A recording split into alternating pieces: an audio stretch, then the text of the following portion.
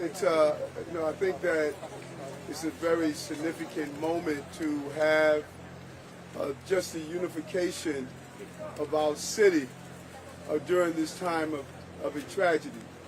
This is no longer a city or state where the governor and the mayor and elected officials and our firefighters, our police officers, our OEM, all of our entities, we are in the energy of when there is a crisis in this city or state, we are coming together. We are sending a loud message with the men and women of the clergy and the other officers in this city. We are in a moment where we're facing a multitude of crises at one time, and we won't succeed if we're not united.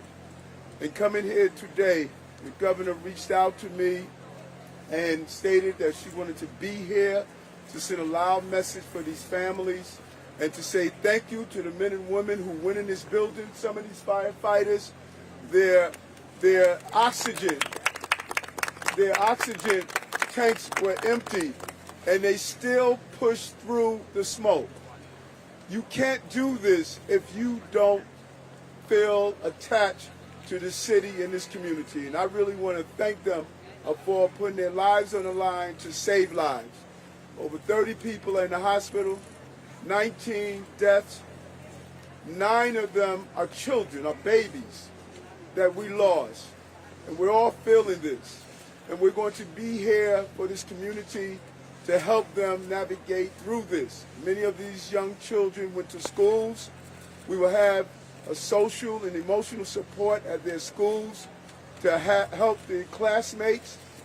We're here as well with the Red Cross and OEM. Is going to coordinate together to get housing and also some of the emergency needs that the people who experience this trauma experience. And it's so important that we have the faith-based leaders here. This was a large Muslim population. Sheikh Musa is here that knows many of the residents. They came from Gambia. And we want to make sure that we're sensitive to the cultural needs. The ME's office is going to coordinate to make sure that we respect the burial rights of the Muslim community as well as others. So our message is clear today. During a tragedy, we are going to be here for each other. There's more to be discovered. The FDNY is doing a thorough investigation. Commissioner Nigro will update us on the latest, but it appears as though this stemmed from a space heater. But the marshals are here. They will give us a thorough investigation to determine exactly what took place and what we can do better not to have this repeated. And so at this time, I want to just thank the governor, the state of New York, who's here with us today, and just to ask her to say a few words. Governor? Thank you, Mayor. We are indeed a city in shock. It's impossible to go into that room where scores of family who are in such grief, who are in pain, to see it in a mother's eyes as I held her, who lost her entire family. It's hard to fathom what they're going through. But I went table to table, helped children make their ramen noodles and eat their pizza, and let them know one thing, and the mayor and I are united in this: we will not forget you. We will not abandon you. We are here for you. So your elected leaders, from your Senator Schumer on down to our council members, are united here to support this community, to say tonight is a night of tragedy and pain, and tomorrow we begin to rebuild. We rebuild their lives and give them hope, especially those who came all the way from Africa, Gambia, in search of a better life right here in this great borough, the borough of the Bronx. They're part of our family. And when I prepare my budget this week, I'm going to establish a victims' compensation fund for the individuals I just sat with and said, I will not forget you. There'll be money to help them find new housing, for burial costs, for whatever they need, we'll take care of them, because that's what we do here in the state of New York.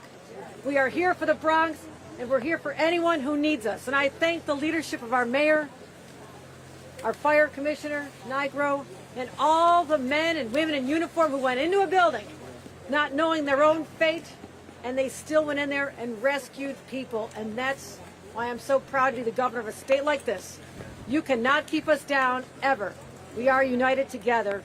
Thank you. And may God bless the individuals who are suffering and the souls of those we lost, particularly the children.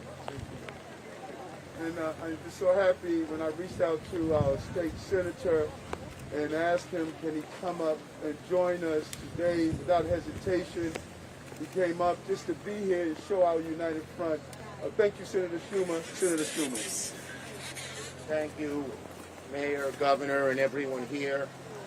You see the outpouring of every level of government, from all parts of the city. I just came up from Brooklyn. It is such a tragedy, thinking of children, thinking of families, thinking of so many people in this building, immigrants striving to climb that ladder up, and their lives snuffed out.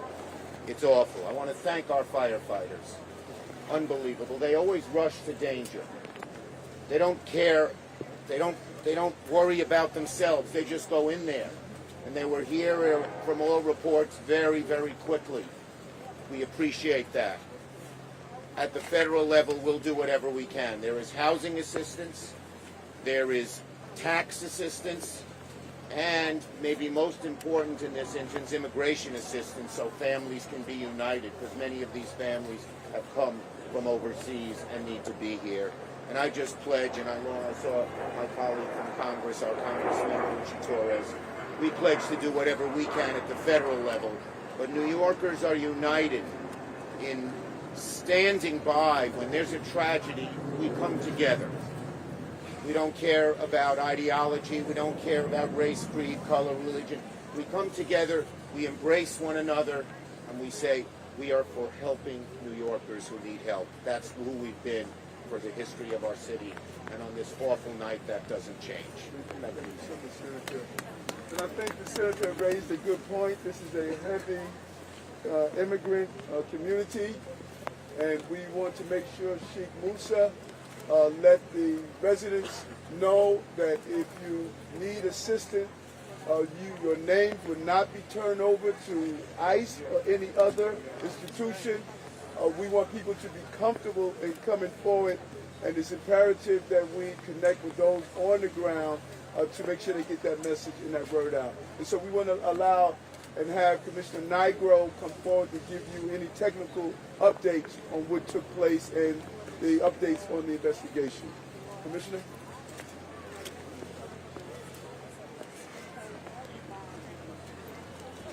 Thank you, Mayor. And let me just say that my entire department mourns along with the families here today and our entire city. We're all about saving lives, and the loss of one life is sad for us, much less 19 lives. As the mayor said, this fire began in an apartment that spans 2 floors on the 2nd and 3rd floor of the building. It started in a malfunctioning electric space heater. That was the cause of the fire. The fire consumed that apartment that is on 2 floors and part of the hallway. The door to that apartment, unfortunately, when the residents left, was left open. It did not close by itself. The smoke spread throughout the building, thus the tremendous loss of life and other people fighting for their lives right now in hospitals all over the Bronx. So we are investigating where everyone was found, how the smoke traveled, but certainly the marshals have determined through physical evidence and through first-hand accounts by the residents that this fire started in a bedroom in a portable electric heater.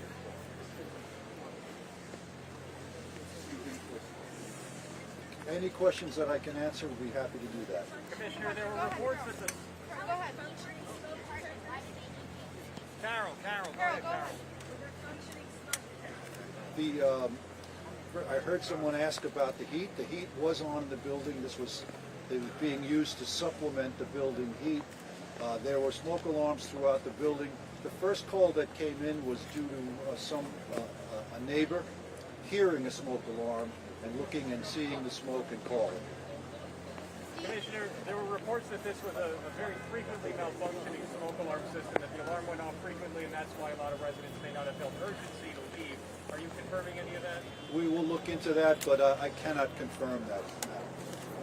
There are reports also that residents didn't know where to escape, where the fire escapes were. Would you care to comment on that? Well, on buildings like this, there are no fire escapes. There are interior stairways. So the residents should know where the stairwells are. And I think some of them could not escape because of the volume of smoke. Go ahead.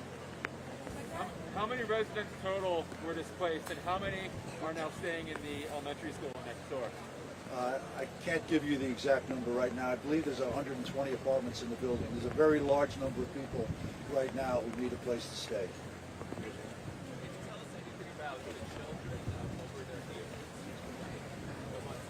I do not have that now. There are some people in the building now. Whether they will stay, we're not sure, but they're very few. Commissioner, talking about, your crews always run into these burning buildings. There have to be so many kids and families in there. Can you talk about watching, some of these people clearing out these small children? Some of them didn't make it, how that affects the entire department? I think it certainly is traumatizing when we can't save a life. And our members, tried diligently, fire and EMS members, to bring some of these people back and to bring them out as quickly as they could. So we will have our counseling service be very busy after this with our members who are saddened by this terrible loss. Commissioner, I understand your members were finding people in stairwells all throughout the building. Can you explain how that operation went and why it is you think that this was all over the building the way it was? Well, as I said, the door was left open to the apartment. There was at least one door open from the stairwell to a floor on one of the upper floors. Smoke and heat travel upward. That we know. That's what happened here. As the mayor said, it was a very difficult job for our members. Their air tanks contained a certain amount of air. They ran out of air, many of our members, and they continued working to try to get as many people out as they could.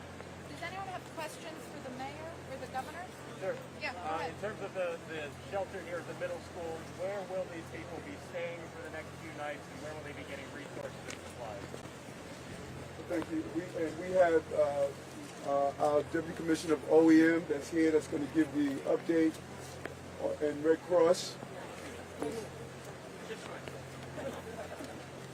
Hello, I'm from Emergency Management. So we do have the Red Cross here. They were here very quickly. We're registering everyone that needs housing. They will be going into hotels for an extended period while we work it out, and it's safe for people to go back into the building. If people are ultimately not able to go back into their apartments, we will work with HPD, with the state, and other resources to get people the long-term housing that they need. Yeah. So we're coordinating the other responses. This is an active school, obviously, so we will be, when everybody is taken care of for the evening, we will be closing out of the school tonight and then going to another community facility nearby. We have set up a website on the emergency management website. We're in multiple languages where we are putting out all the information. I know there are some people that are concerned about their pets, and so we will work with the agencies on that. We are providing food. A lot of children go to the school next door and other schools, so depending on where they're staying tonight, we will get them transportation back to the school. We have set up a short code. People that are affected can text 181-STFIRE to 692-692, and they will receive messages in English, Spanish, and French on services that are available. The other thing is we have set up with the Police Department Missing Persons Unit with 311 the Unidentified Victim Information System.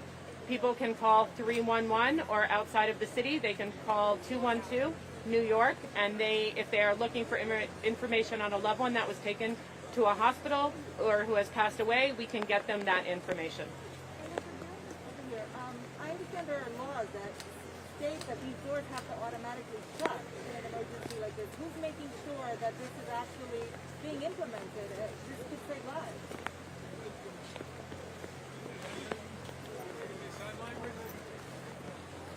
There are laws that are supposed to do that, and part of the investigation from the marshals would determine if this exactly took place here. But there are laws on that.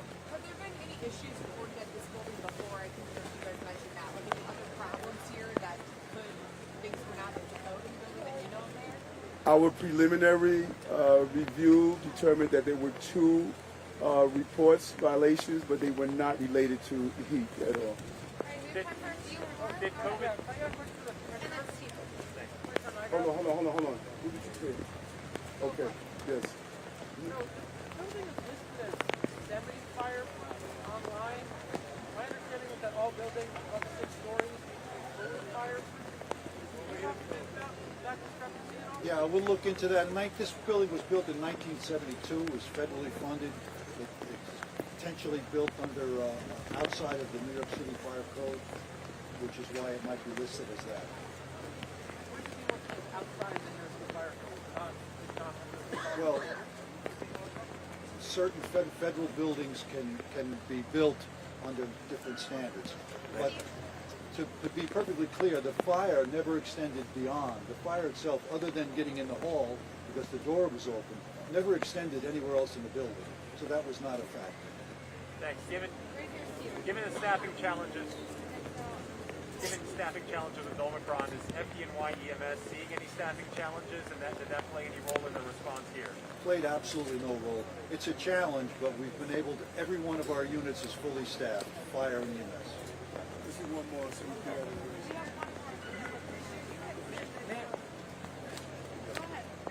My question, any Pakistani families?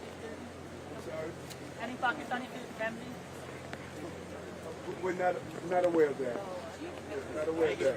Listen, we want to. Thank you, everybody. We just really want to thank our congressional delegation, the public advocate, our council members, our assembly person, our DA, our borough president, our controller. We're just seeing the symbol of the unification of this city coming to this family and this community to let you know we are here and we're going to be here for you. Thank you very much. Thank you.